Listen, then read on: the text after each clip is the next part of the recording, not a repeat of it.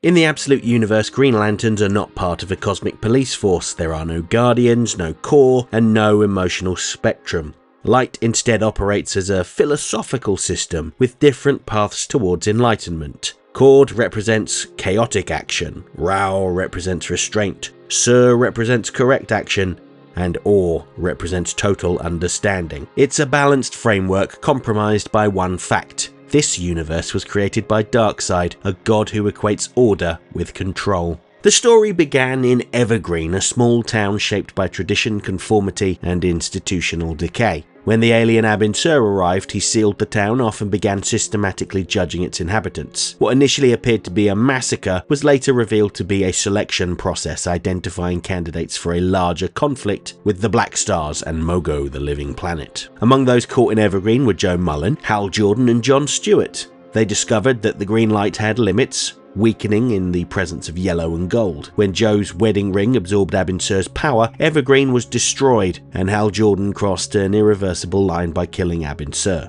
That act bound Hal to the Black Flame, turning him into a Black Star. Although Joe later freed him, the consequences of his actions continue to ripple outward. As the scope of the story narrowed, attention shifted to Joe herself. Her time in Evergreen revealed a life defined by compromise and corruption. As an adult, she escaped to Coast City, where she built a new life and entered a relationship with Cameron Chase, a DEO agent whose loyalty to her job consistently took priority. Their relationship collapsed under the weight of neglect, resentment, and infidelity, with neither emerging blameless. In the present, Joe returned to Chase seeking shelter because she had nowhere else to go. Their reunion was tense and unresolved, complicated further by unanswered questions surrounding Joe's powers. At the same time, billionaire industrialist Hector Hammond was combing through the ruins of Evergreen. He recovered the remains of Abin Sur, remnants of Hal Jordan's curse, and abducted Todd Rice, the sole survivor of the town's destruction. Using Rice's testimony and his own research, Hammond identified Joe as a key figure and sent an assassin to eliminate her. That assassin, a man of many identities including Nemesis and Goldface, ambushed Joe using a golden gun. Despite being critically wounded, Joe managed to outlast him and ultimately killed him. DEO agents Simon Baz and Kari Limbo arrived on the scene, and Limbo used her abilities to read Goldface's corpse. This revealed that Hammond had ordered the hit and that he had been tipped off by their boss. Meanwhile, Hammond put the final phase of his plan into motion. Todd Rice was submerged in the black residue left behind by Abin Sur and Hal Jordan's transformation. The result was Obsidian, a powerful but mindless entity, alive, mobile, and completely controllable. And this issue picks up a few weeks later, where Hammond uses the Mento helmet that Nemesis had stolen for him to control Obsidian. He puts together a team of soldiers that either let him down, failed him, or just annoyed him to use as bait. Hammond can see everything that Obsidian does and feels its power, but his assistant Carol Ferris reminds him that the Mento device was built to communicate with beings from outer space. She's not so much concerned about his well-being. It's clear that she doesn't care about him because he's such an awful person. She's more concerned about unintended consequences. But it's funny that by using the device, Hammond experiences something that's close to empathy. He feels what Obsidian feels and the connection to Hal Jordan. He describes it as being like a magnet, and that the ooze that comprises Obsidian wants to be reunited with Hal again. And when they find Hal, Hammond says they'll find Joe and her green energy. So it's fortuitous then that Hal has finally woken up from his coma. He's being kept in a safe house watched over by Cameron, Simon, Kari, and Joe. It turns out that all good agents need to have a separate, secret safe house that their bosses don't know about for just such a situation. In this case, it's an old abandoned garage that the owner refuses to sell. No one would think to look for them there. And they spend their time trying to decide how to proceed. In the weeks that they've been on the run, they've decided that their boss, Agent Double, is the likely mole. If that is true, then they need to kill him, because they'll never be safe if he's still in play.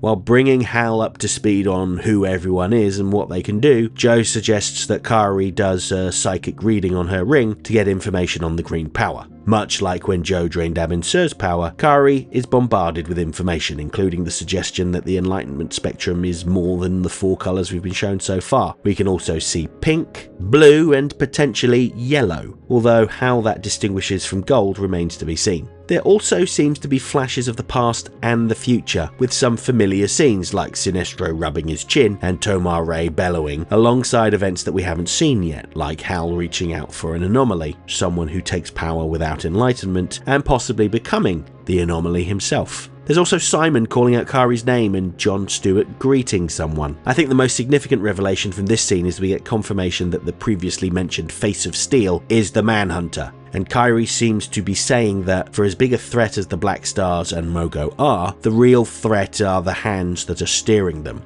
She mentioned Sinestro, who we already knew about, but she also repeats the mantra of the Manhunters. In the mainline universe, the Manhunters were robots created by the Guardians of the Universe that predated the Green Lanterns. They were intended to be a universal police force, but they were cold and emotionless and completely unsuited to the job. After that, they were cast aside, and they grew bitter and resentful, turning on all living things. Before Kari can elaborate on what she saw, Obsidian strikes, killing her while she has the ring in her hands. I enjoyed her final line saying that she had seen this coming. Earlier, she had mentioned that the future contained red and green, red as in her blood, and green as in the ring. How right she was.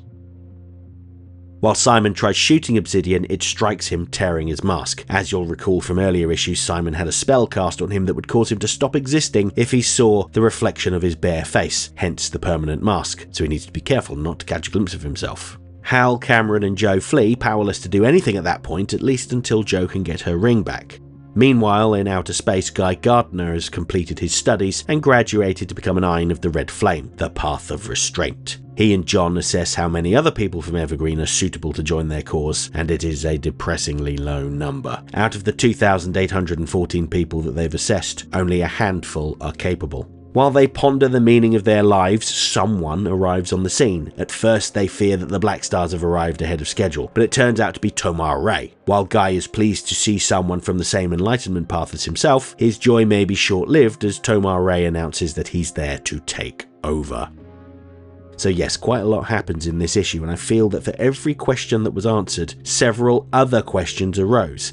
I quite like the idea that the path to enlightenment isn't quite as clear as Jon Stewart initially suggested, which to me says that even the most enlightened people don't have all the answers. He has previously described how there's chaotic action, restraint from action, correct action, and then complete enlightenment. But what of the pink and blue colours seen in Kari's vision? Similarly, we know that the Mento helmet was being used to communicate with the voice of Oa, the one who had been determining everyone's position in the enlightenment spectrum. Just what will it make of Hector Hammond and his unending lust for power? Somehow I don't think this is going to end well for him. Absolute Green Lantern 11 is available now from all good comic shops. I would encourage you to research your local comic shop, and if you don't have one, I'm certain there are dozens of good stores nearby that would be happy to mail you your comics. If you're opposed to the idea of cluttering up your home with comic books, then you can get this one digitally from places like Amazon as well as Neon Ishiban. Personally, I prefer physical comics, but I do like the convenience of having thousands of comic books accessible from my phone. But you do what works best for you. A small update on my physical comic book collection. Not only have Mile High Comics had another 70% off sale, but my beloved Gosh Comics in central London are hosting a special Batman event with over 20,000 items available, including comic books, statues, figures, and even a Batarang. Oh, my poor aching wallet. Next time. I'll be back shortly with a video talking about Batman number 6, which picks up in the immediate aftermath of Bruce Wayne and Dr. Zeller's not date as Hugo Strange unleashes his new monster men on Gotham. And next week, there's only one Absolute comic coming out, the Absolute Wonder Woman Annual, which follows up from an earlier plot point from the first storyline, where Diana turned herself into Medusa. After being in her shoes, so to speak, Diana seeks justice for her, and the mission is full of peril. Hope to see you then.